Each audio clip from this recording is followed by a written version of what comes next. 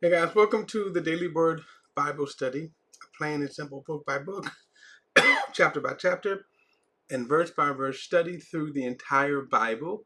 We're going to continue in Luke's Gospel, chapter 7. John the Baptist. This is an interesting story about John the Baptist. He was beheaded, and as we know the story, he was beheaded over pure nonsense, pure foolishness, by an oath that Herod made foolishly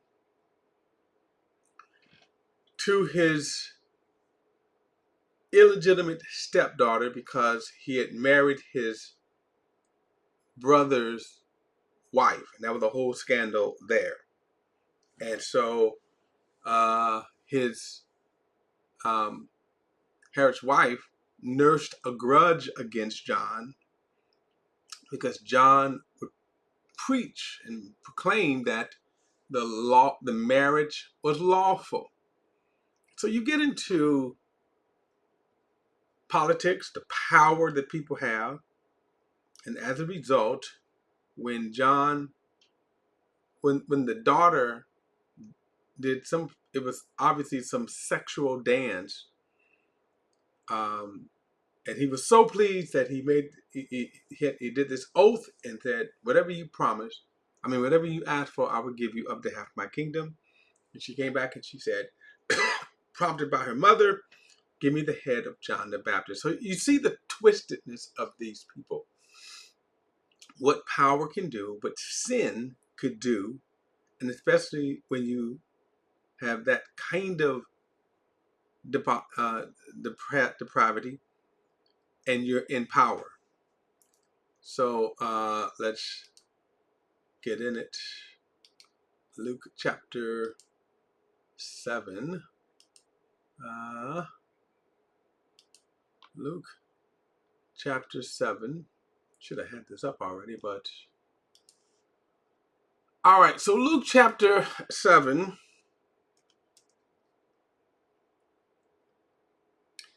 And I'm going to pick it up at verse number 18. It says, then John's disciples told him about all these things. Now, he's talking about John here.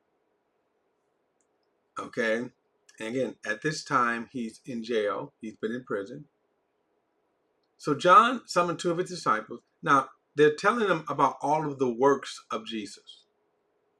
Now, remember, John is Jesus' cousin. Either second or third cousin, and he's 6 months older than Jesus. That God called him to pave the way, and as John said, he was sent to pave the way in terms of the people's heart. I'll come back to that because that's important. And so he said, so John was told by God, the one that you see the Spirit descending on and resting on, that's the one. That's the Messiah. That's the Son of God. That's the Lamb of God. Now, all that's important because notice now, so John summoned two of his disciples and sent them to the Lord asking, "Are you the one who is to come, or should we look for someone else?" And when the men reached him, they said, "John the Baptist sent us to ask you, are you the one who is to come, or should we look for someone else?" Now, what's interesting about this question is that we could surmise, as John is sitting in prison.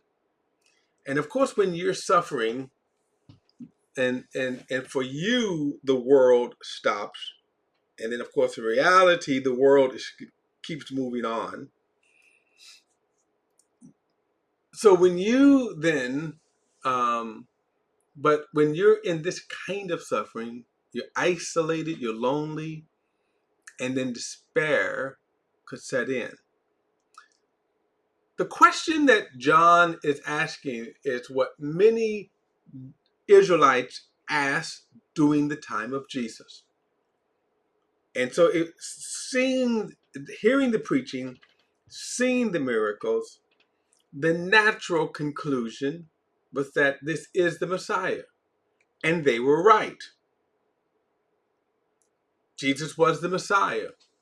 Where they were wrong was not understanding the times and the periods that God has put into his power, not understanding that.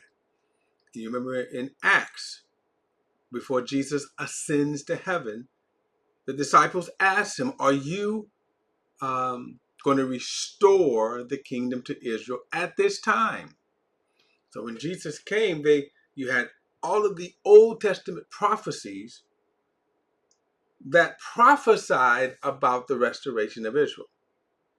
And now here they see that Jesus is manifested in the flesh, the Messiah. Except he's not riding on a white charger. He's not coming in the splendor of a king. And so John is asking the question, are you the one? Now, here's where I will fault John, because John, unlike most people, did not have the revelation that he had. I mean, God himself told him Jesus was the one. When we have these kind of questions, and let's just kind of go, let's broaden this. When you have this kind of question, let's say you're going through some kind of disparity.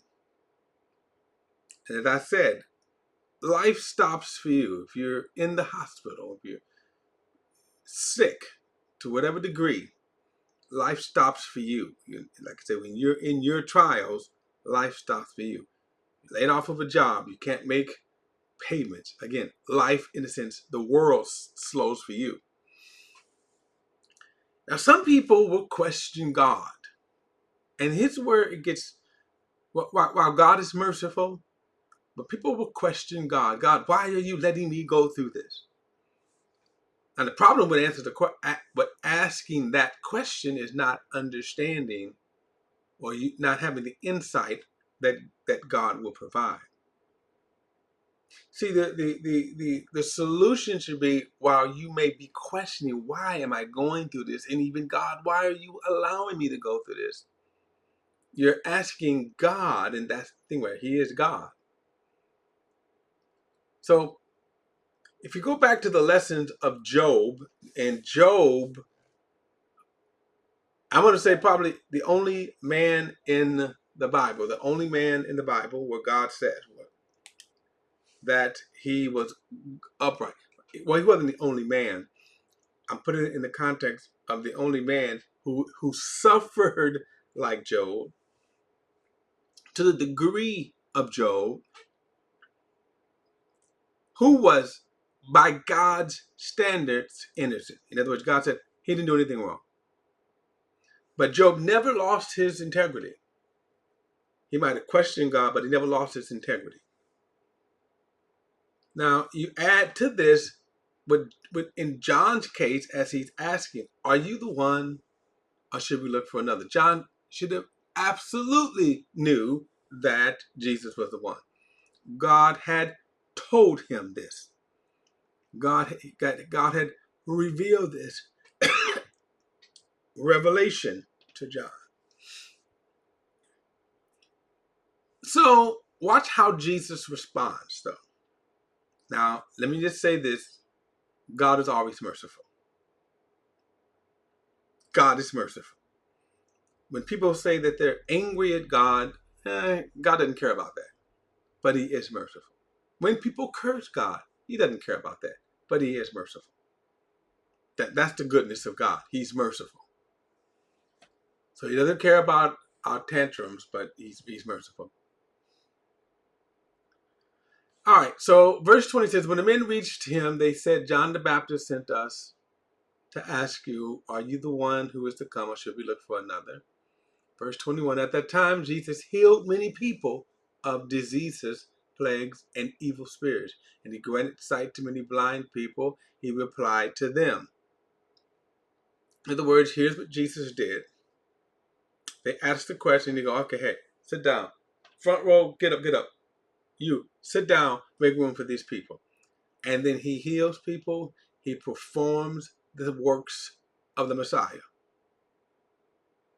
He says, now go and report to John these things you have seen and heard. The blind receive their sight, the lame walk, those with skin diseases are healed. The deaf hear, the dead are raised, and the poor are told the good news. And anyone who is not offended because of me is blessed. That's his reply. In other words, faith. In other words, belief. Keep faith. Keep the faith. That's his message to John. Right?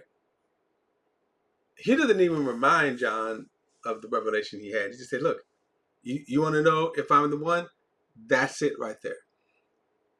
And so the conclusion of faith then would be, all right, here are my expectations of Jesus. This is what I'm expecting him to be. Okay, he's not expecting it, especially during this time. He's not expecting that. Does that change the fact that he's the Messiah? Now, let me broaden this again. Same thing. Is God any less God because he doesn't meet your expectation? Because your life did not turn out how you hoped or expect for it to be? Or because tragedy befell you, hardships befell you? Did that change God? So the very first thing is our position should be one of humility before God. Period. He's God. I don't understand it, but God is God. And so he dismissed him. He sends them back to John with that. But look at this, verse 24. After John's messengers left, he began to speak to the crowds about him. Now watch this. Why did he wait? Why did he wait for them to get like out of sight? You know, Jesus looking. He's looking. Are they gone? Okay. Now he turns. I'm ad-libbing here, but he now turns to them, and it's going to heap a lot of praise on John. Here's my question. Why didn't he do that in front of his disciples so that they can go back and go, Jesus really raved about you, John. Jesus, oh, whoo, he spoke highly of you. You're the man, John. Right? He left, he sent them away with a message that strengthens John's faith. He says, what did you go out into the wilderness to see? A reed swaying in the wind? What did you go out to see? A man dressed in soft robes? Look, those who are splendidly dressed and live in luxury are in royal palaces. What then did you go out and see? A prophet? Yes, I tell you, far more than a prophet. This is the one that was written about. Look, I'm sending my messenger ahead of you, and he will prepare your ways before you. I tell you that among those born of a woman, no one is greater than John, but the least in the kingdom of God is greater than he. Now, notice the wonderful praise about John, right?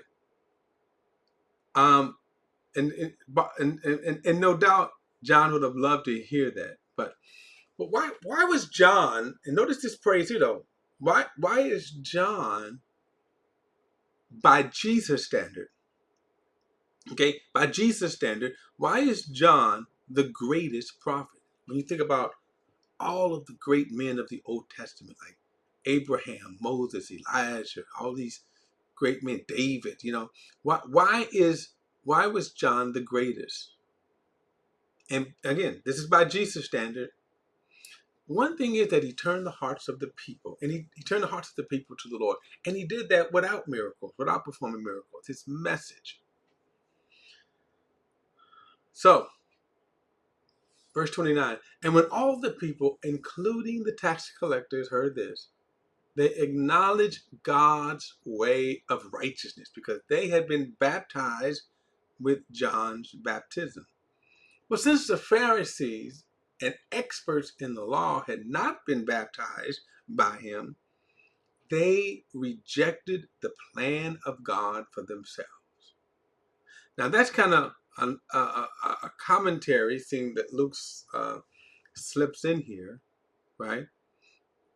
That the Pharisees, those who should have known the law, notice they were experts, okay? They were experts in the law. Why didn't they see who John the Baptist was? Why, why didn't they see who Jesus was? Notice he says this, they reject the plan of God for themselves. They reject it. Now, look at what Jesus says here. To what then should I compare the people of this generation? And what are they like? They are like children sitting in the marketplace and calling to each other. We played the flute for you, but you didn't dance. We sang a lament, but you didn't weep. For John the Baptist did not come. For John the Baptist did not come eating and drinking.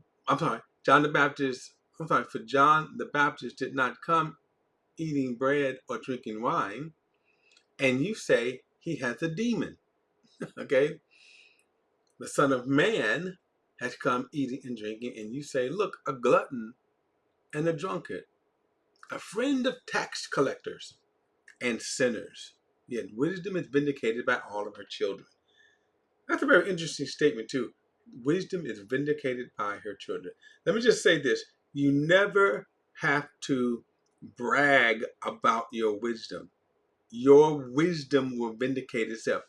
It will be shown. So a lot of young people, you really make the effort to you want to be heard, you want to be acknowledged. And sometimes you have knowledge but no wisdom. Wisdom will always be vindicated by its children, its actions, its protocol. You don't have to say how wise you are. I mean, you can look at a person's life and you can tell how wise they are. And as you go and you read the book of Proverbs, you can look at a fool. You can look at a fool and you can tell the lifestyle of a fool. You can tell the actions of a fool, right? Now he says John the Baptist did not come eating bread or drinking wine, and you say he had a demon, right? So they criticized John the Baptist. First of all, now get this. They criticized two righteous men. And the interesting thing about this is it wasn't about their message. It wasn't about their character. They were just people. When you see people like this, notice this is what Jesus is saying about these Pharisees and experts of the law. Now, the people, as we just saw, they rejoiced because they were baptized by John. They rejoiced because they had received God's righteousness. Now, Jesus now blasts the Pharisees and the experts in the law. Why? Because you criticize John and you criticize Jesus. So which is it? Which is the evil? How do you define evil? Okay? How do you define evil?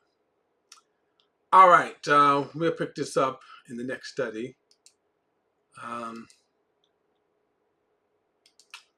Don't forget to like and share this video and subscribe to BP the Bible Perspective. And as always, if you have a thought or comment, add it to the comment section below all comments. So welcome, and I'll see you in the next study.